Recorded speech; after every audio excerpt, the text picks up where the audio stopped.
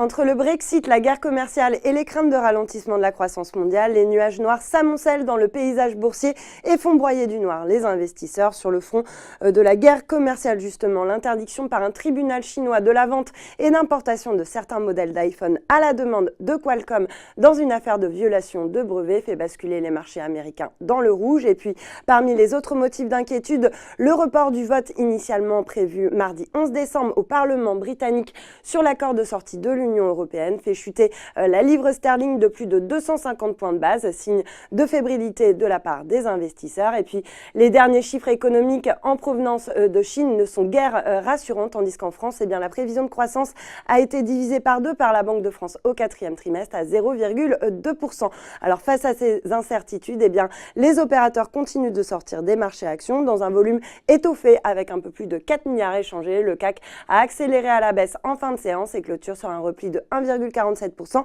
à 4742 points, emporté donc par la correction du Dow Jones notamment, qui vient de casser le seuil des 24 000 points à Wall Street sur 5 jours.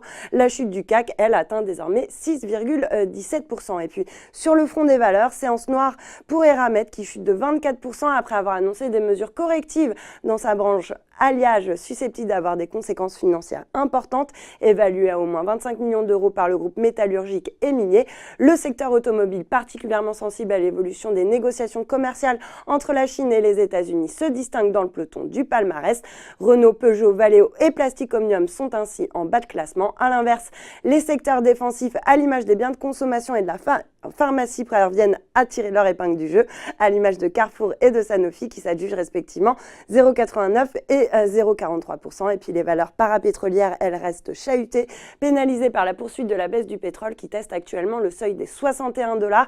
Technip FMC cède 4,55%, tandis que CGG se rapproche toujours plus de la penny stock.